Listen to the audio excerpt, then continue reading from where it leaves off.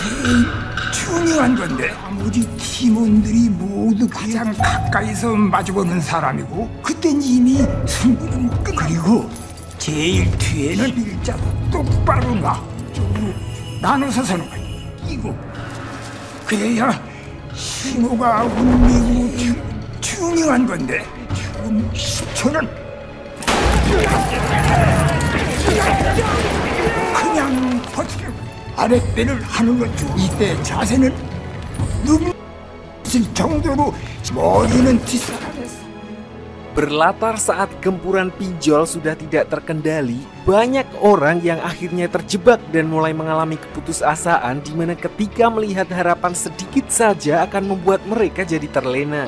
Itulah yang terjadi kepada ratusan orang dalam serial kali ini, di mana saking putus asanya akibat terlilit hutang, mereka dengan mudahnya percaya kepada orang yang mengajak mereka ikut ke dalam sebuah game misterius dengan iming-iming hadiah ratusan miliar. Mereka tidak menyadari bahwa sebenarnya nyawa merekalah yang akan menjadi taruhannya. Dan inilah Squid Game.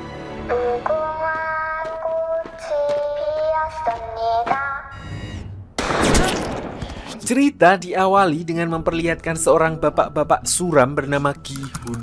Baru diceraikan oleh mantan istrinya, pecandu judi dan terlilit hutang ratusan juta, di mana dengan semua kesialan yang terjadi di hidupnya sama sekali tidak mengecilkan semangatnya untuk tetap berjudi.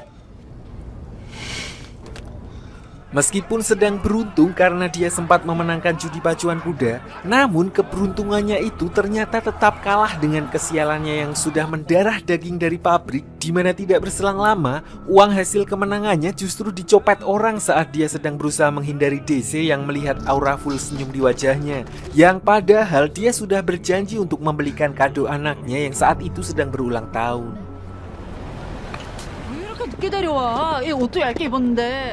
Saat sedang kebingungan, Gi-hun lalu dihampiri oleh seseorang yang mengajaknya bermain dalam sebuah permainan anak yang bernama Dakji, yaitu memukul sekeras-kerasnya untuk membalikan kartu musuh yang berada di tanah, tapi dengan taruhan 100.000 won atau sekitar 1 juta rupiah untuk setiap ronde. Awalnya, Gi-hun mengira kalau orang tersebut adalah sales MLM dan memintanya untuk tidak mengganggunya karena dia sedang ruwet. Namun begitu Gi-hun diperlihatkan uang yang ada di koper, dia pun langsung mengiyakan ajakan bermain orang itu. Ditambah lagi, dia diperbolehkan mengganti uang taruhan dengan satu tamparan jika tidak bisa membayar, alias nggak akan ada ruginya bagi Gi-hun kecuali pipinya yang jadi bengkak karena berkali-kali kalah dalam permainan tersebut. Di sini meskipun terus-terusan kalah, Gi-hun terlihat sangat menikmati permainan tersebut sampai akhirnya dia bisa memenangkan beberapa game di mana orang itu lalu menawarkannya untuk ikut berpartisipasi ke dalam sebuah permainan dengan hadiah yang berkali-kali lipat yang bahkan bisa merubah hidupnya. Di sini Gi-hun masih ragu dengan tawaran tersebut karena dia takut itu adalah penipuan atau sebagainya. Sampai akhirnya orang tersebut memberitahukan semua data-data rahasia Gi-hun, bahkan sampai ke urusan keluarga dan jumlah utangnya yang mencapai ratusan juta untuk menegaskan kalau dia bukanlah dari organisasi sembarangan. 빈자리가 얼마 안 남았습니다. Setelah pertemuan aneh itu, Gi-hun lalu kembali ke rumah sambil membawa belanjaan makan enak untuk ibunya tanpa memikirkan tawaran tersebut. Namun, ibunya di sini sempat mengingatkan kalau anaknya Gi-hun sebentar lagi akan diboyong ke Amerika oleh mantan istrinya jika kehidupannya masih gitu-gitu aja, yang artinya kemungkinan Gi-hun selamanya tidak akan bisa bertemu lagi dengan anaknya. Untuk itu, dia meminta Gi-hun serius bekerja dan berhenti berjudi agar dia bisa mengambil hak asuh anaknya dari mantan istri dan keluarganya yang baru. 미국으로 직장을 옮겨가. 그건 좀 그만해, 그리고. Tentu saja pernyataan tersebut memaksa Gi-hun untuk mulai berpikir keras dan satu-satunya kesempatan yang ada di kepalanya adalah mengikuti ajakan orang tadi untuk berpartisipasi dalam sebuah game yang dia sendiri sebenarnya juga masih belum tahu. So, seperti pepatah desa Konoha mengatakan, tidak ada salahnya mencoba karena yang selalu salah adalah laki-laki. Gi-hun pun kemudian memberanikan diri menghubungi nomor yang ada di balik kartu nama tersebut dan mengajukan diri untuk ikut berpartisipasi.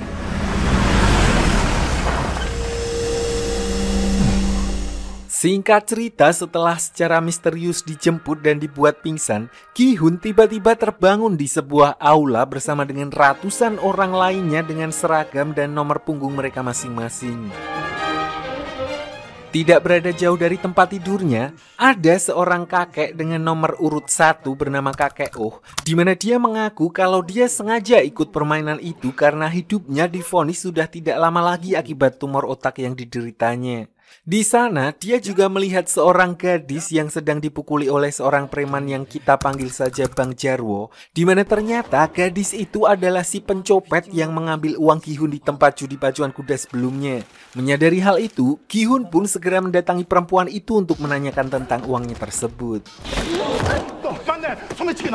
Di tengah keributan itu, kemudian muncul para minion yang menyambut kedatangan mereka dan menjelaskan sedikit tentang game yang akan mereka ikuti di tempat tersebut, di mana nantinya akan ada 6 jenis permainan dengan sistem eliminasi dan siapapun yang berhasil bertahan sampai akhir akan keluar sebagai pemenang dan berhak atas hadiah uang tunai dalam jumlah besar.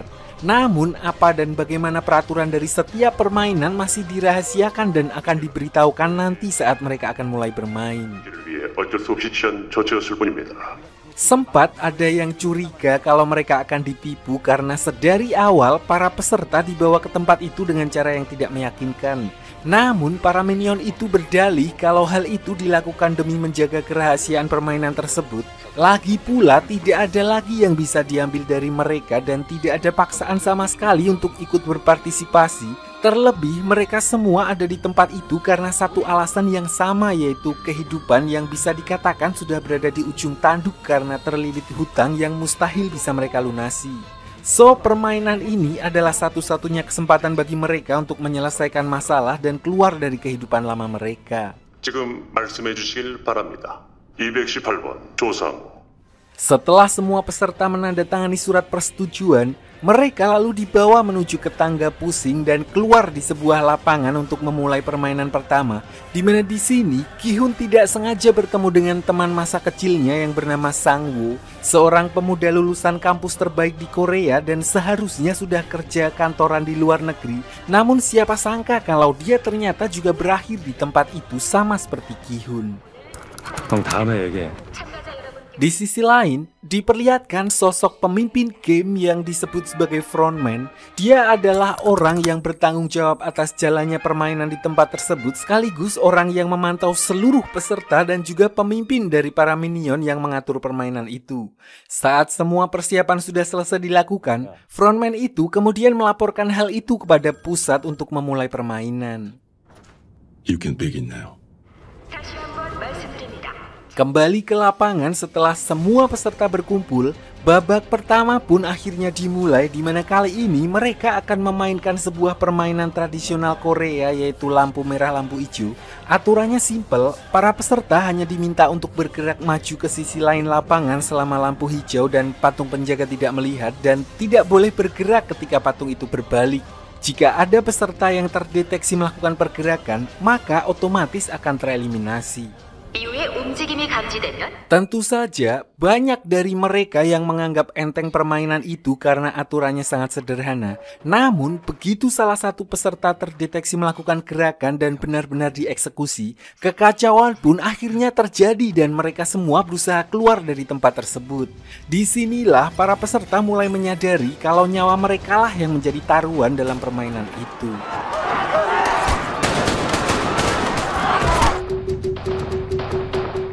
Di sini saat semua orang ketakutan, si kakek nomor 1 justru masih mengikuti permainan tersebut dengan bahagia, dan karena waktu terus berjalan, para peserta lain juga terpaksa berusaha menenangkan diri dan melanjutkan permainan dengan triknya masing-masing, termasuk Ki-hun dan Sang-woo, sampai satu persatu dari mereka yang bisa berhasil melewati garis finish dinyatakan lolos, sementara sisanya yang kehabisan waktu langsung dieksekusi di tempat.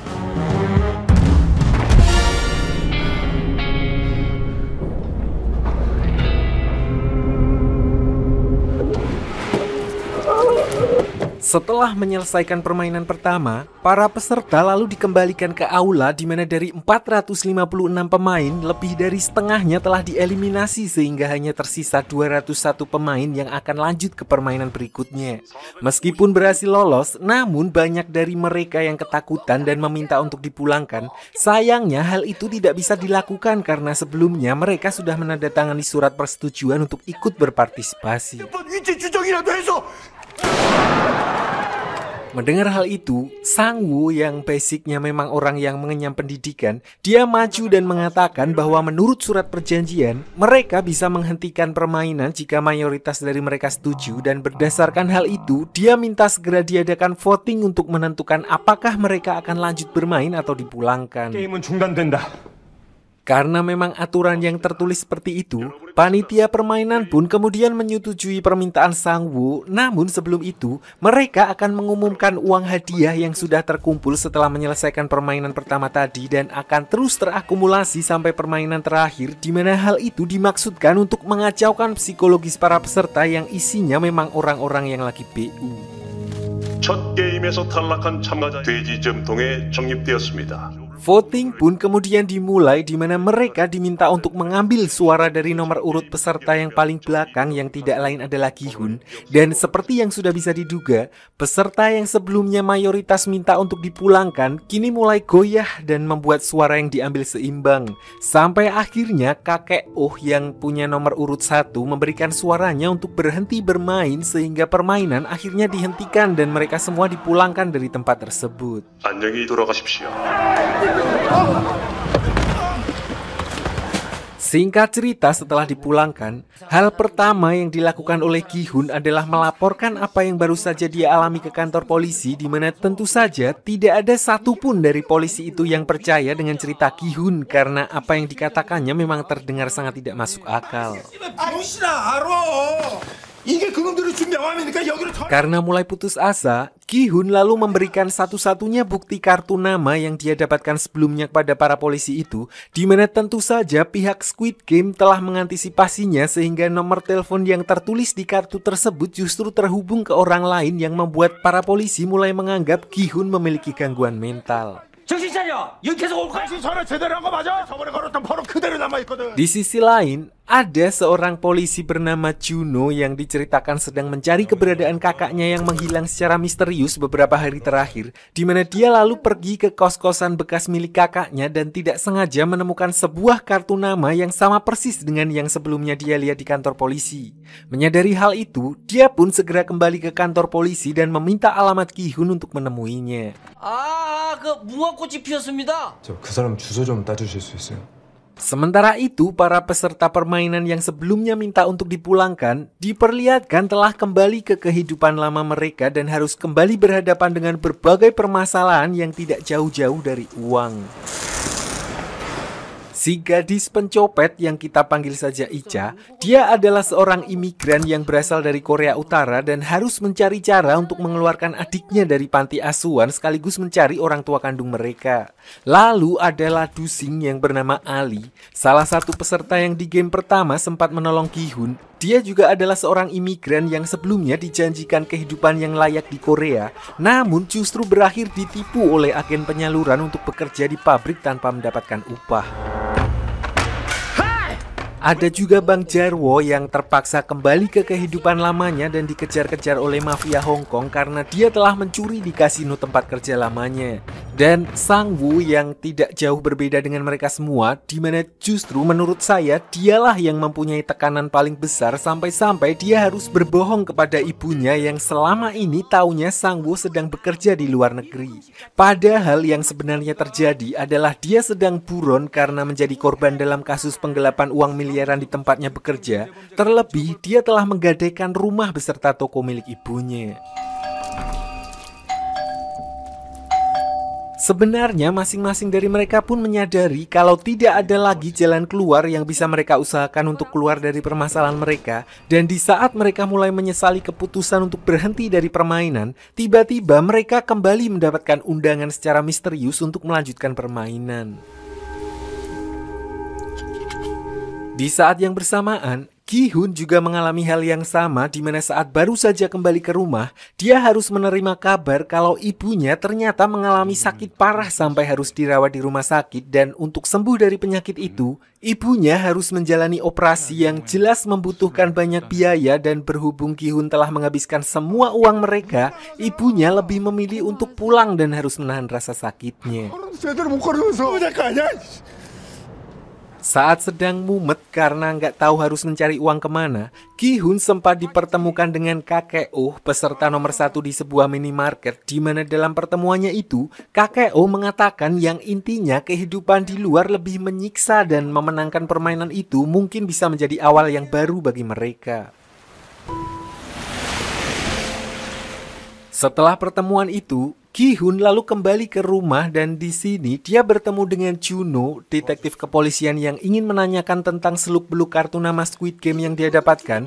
Dia curiga kalau kakaknya ikut dalam permainan yang dilaporkan oleh Ki-hun sebelumnya dan ingin mengetahui info lebih lanjut tentang hal itu. Namun Ki-hun yang udah capek, dia memilih untuk tidak menghiraukannya karena masalahnya sendiri saja sudah terlalu banyak. 죄송한데요. Lalu begitu sampai di rumahnya, seperti peserta lain, Ki-hun dikejutkan dengan sebuah kartu nama yang kembali diselipkan di pintu rumahnya yang tidak lain adalah undangan untuk kembali ikut dalam permainan. Setelah ditampar dengan realita dan menyadari kalau permainan itu mungkin adalah satu-satunya kesempatan baginya, Ki-hun pun akhirnya memutuskan untuk kembali ikut berpartisipasi sama seperti rekan-rekannya yang lain, meskipun sebelumnya dia adalah salah satu peserta yang meminta untuk dipulangkan.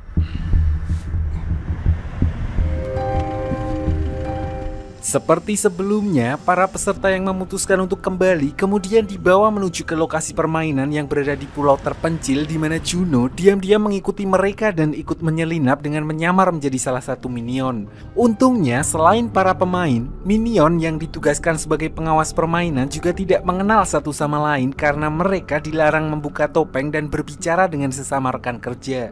Jadi satu-satunya identitas mereka untuk saling mengenali hanya nomor urut dari chip yang ada di dalam topeng mereka.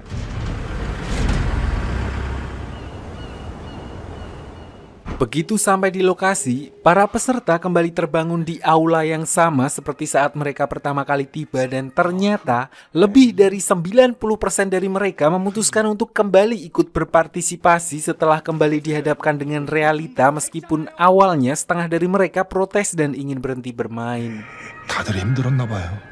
Setelah menjalani game pertama, para peserta yang kembali jadi lebih siap secara mental karena mereka sudah tahu konsekuensi dari permainan tersebut, di mana banyak dari mereka yang akhirnya membentuk tim untuk bekerja sama dan saling menjaga, termasuk Ki-hun yang kemudian membentuk tim dengan Sang-woo, kakek Oh, dan juga Ali. 딱 맞게 떨어지네. Lalu malam harinya saat semua peserta dipersilahkan untuk istirahat, seorang cewek rusuh dengan nomor punggung 212 yang kita panggil saja Nani, naga geni, diperlihatkan dia ribut minta izin untuk pergi ke toilet, di mana awalnya minion yang bertugas menjaga pintu tidak mengizinkannya karena sebenarnya sudah ada jadwal untuk mereka pergi ke toilet. Namun karena Nani mengancam akan buang hajat di tempat, mereka akhirnya terpaksa membiarkannya pergi.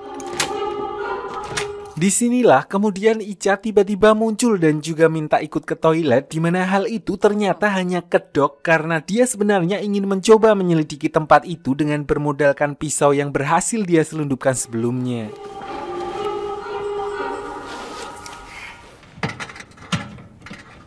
Setelah menelusuri jalur saluran udara, Icha kemudian berhenti di atas area yang terlihat seperti sebuah dapur, di mana para minion yang bertugas di sana terlihat seperti sedang mempersiapkan sesuatu. Namun berhubung waktunya tidak banyak, Icha tidak sempat melihat lebih banyak lagi karena dia harus segera kembali agar aksinya tidak ketahuan.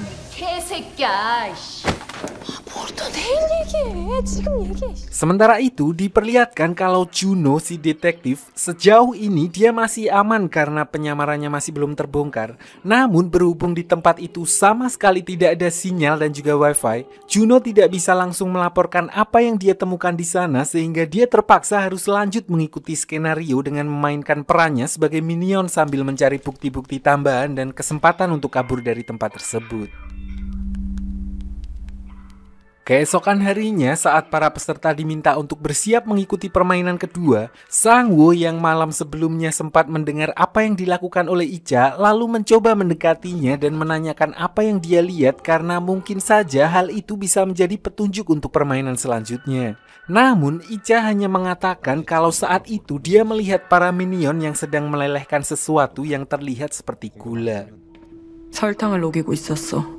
Para peserta pun kemudian sampai di arena permainan yang kedua dan masing-masing dari mereka diminta untuk berbaris di depan salah satu gambar yang ada di tembok, yaitu segitiga, lingkaran, bintang, dan payung. Disinilah mulai terlihat keculasan Sang-woo karena berdasarkan info yang dia dapat dari Icha, dia yakin kalau game selanjutnya akan berhubungan dengan permen dalgona Korea.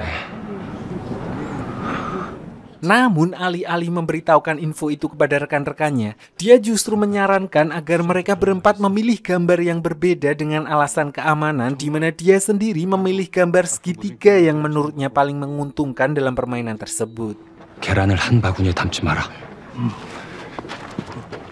Dan benar saja, begitu permainan dimulai, para peserta diberikan sebuah permen gulali dan diminta untuk memisahkan bentuknya dalam waktu 10 menit, di mana artinya urutan yang paling mudah dilakukan adalah segitiga, lalu lingkaran, bintang, dan yang paling sulit adalah permen dengan bentuk payung. Sialnya, Ki-hun di sini justru dengan pedenya memilih gambar payung sehingga dari mereka berempat, dialah yang paling beresiko tereliminasi. Permainan pun akhirnya dimulai dan masing-masing dari mereka langsung berusaha memisahkan permen itu dengan caranya masing-masing, dan sialnya bagi para peserta yang mematahkan permennya akan langsung dieksekusi di tempat sehingga menambah tekanan bagi peserta lainnya. Di sini beberapa peserta yang memilih bentuk segitiga tentu saja berhasil menyelesaikan permainan itu lebih dulu. Di antaranya adalah Icha yang sebelumnya mengekor pilihan Sang-woo, dan ada seorang dokter yang ternyata mendapat bocoran dari orang dalam mengenai game yang akan mereka mainkan. Dengan waktu yang semakin menipis, peserta yang tersisa pun mulai terlihat panik dan mulai melakukan berbagai cara untuk menyelesaikan tantangannya. Salah satunya adalah Nani, naga geni 212 yang diam-diam menggunakan korek untuk memanaskan jarum agar permennya bisa lebih mudah terpisah. Setelah berhasil menyelesaikan tantangan itu, Nani lalu memberikan koreknya kepada Bang Jarwo karena dari tadi dia terlihat kesusahan dan sangat hati-hati memisahkan permennya yang berbentuk bintang. Di sisi lain, Ki-hun ternyata juga punya cara sendiri untuk mempercepat proses pemisahan, yaitu dengan menjilati bagian belakang permen tersebut dengan harapan bentuk dalam permen dalgonanya akan terlepas dengan sendirinya. Beberapa peserta yang melihat aksi Ki-hun pun kemudian berusaha mengikutinya, sehingga setelah sebagian besar dari mereka yang dengan sepenuh hati menjilati, saya agak gimana ngomong menjilati, banyak dari mereka yang akhirnya berhasil menyelesaikan permainan itu di menit-menit terakhir sebelum waktunya habis.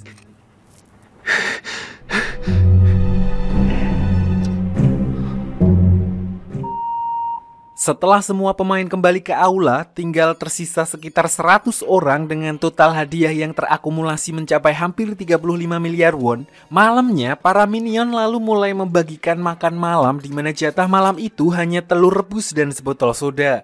Kurang puas dengan hal itu, Bang Jarwo, Nani, dan rekan-rekannya lalu gabro kembali mengantri dan masing-masing mengambil satu lagi jatah makanan, sehingga mengakibatkan ada beberapa orang yang tidak kebagian jatah. Tentu saja kejadian itu kemudian memancing keributan antara Bang Jarwo dan seorang peserta yang makanannya diambil, dan alih-alih meminta maaf, Bang Jarwo justru menghajar orang itu secara berlebihan hingga tidak sengaja sampai membuatnya meninggal. Sempat panik dengan kejadian itu, tapi anehnya para minion yang ada di sana justru membiarkan perkelahian itu dan bahkan sama sekali tidak memberikan hukuman apapun kepada Bang Jarwo. Justru uang hadiah utama yang jadi bertambah karena salah satu peserta dihitung telah tereliminasi, di mana hal itu pun membuat beberapa pemain sadar kalau mereka tidak perlu menunggu peserta lain tereliminasi dalam permainan. Dengan kata lain, kekerasan yang terjadi di antara pemain seolah diperbolehkan, yang mana aturan itu otomatis akan memicu peperangan dan artinya mereka yang kejamlah yang akan bertahan.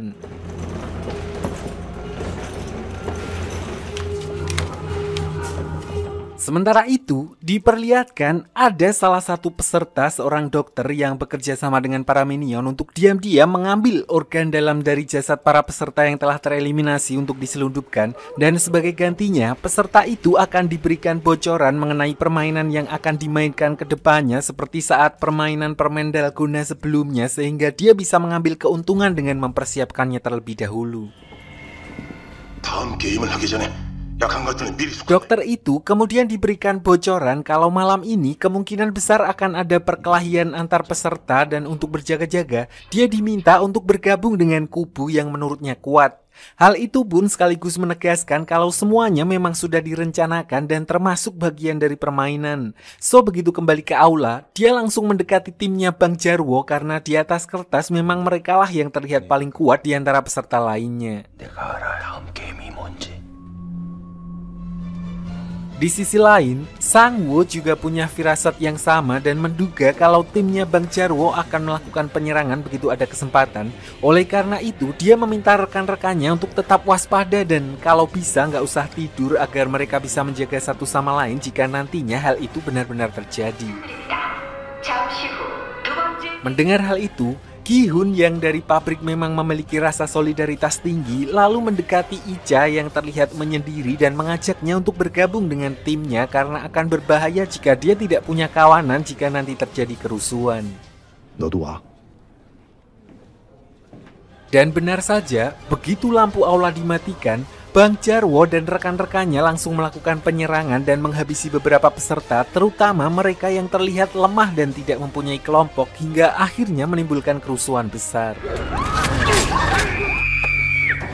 Seluruh kejadian itu sebenarnya juga disaksikan oleh frontman dari ruang kendali. Namun alih-alih menghentikannya, dia justru membuat ruangan itu semakin oglangan, semakin gelap, dan sengaja menahan para minion untuk tidak masuk ke sana. Sampai ketika sudah mulai banyak korban berjatuhan, dia baru memerintahkan para minion untuk menghentikan kerusuhan itu.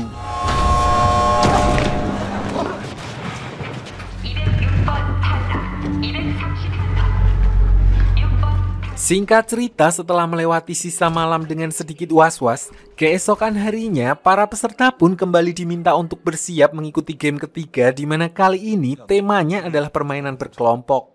Para peserta diminta untuk membentuk kelompok yang terdiri dari 10 orang tanpa tahu game apa yang akan mereka mainkan. 혹시 아직 팀이 없으시면 Dengan kondisi seperti itu, mereka pun berlomba membentuk tim yang paling kuat dan akibatnya wanita dan lansia menjadi pilihan terakhir termasuk dalam timnya Ki-hun yang sudah ada cewek dan kakek-kakeknya. Tentu saja kondisi itu membuat beberapa orang tidak mau bergabung dengan mereka sehingga bisa dibilang Ki-hun dan yang lainnya hanya mendapatkan sisa 5 orang buangan yang tidak dilirik oleh kelompok lain.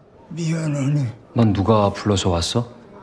Sementara itu, Bang Jarwo dan timnya yang juga berusaha mengumpulkan peserta yang semuanya adalah laki-laki, di mana Nani, naga geni 212 yang saat itu mengira kalau dia sudah berada di dalam tim itu justru ditelantarkan begitu saja oleh Bang Jarwo. So, dengan sedikit memaksa, dia akhirnya bergabung dengan timnya Ki-hun yang saat itu sudah terdiri dari 2 perempuan, 1 lansia, dan beberapa peserta buangan.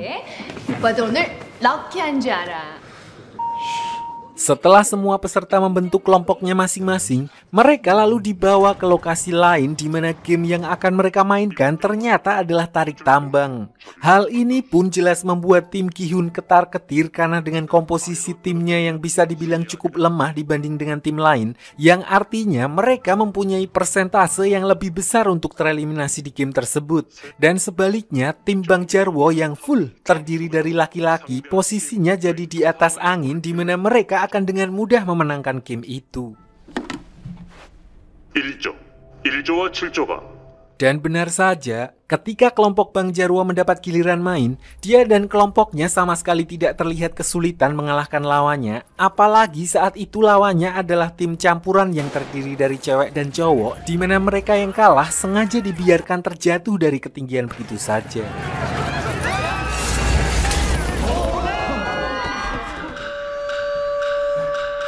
Setelah timnya Bang Jarwo, kini giliran timnya Ki-hun yang mendapat giliran main dan sialnya, lawannya adalah tim yang semuanya terdiri dari laki-laki sehingga di atas kertas, power mereka akan kalah dari tim lawan.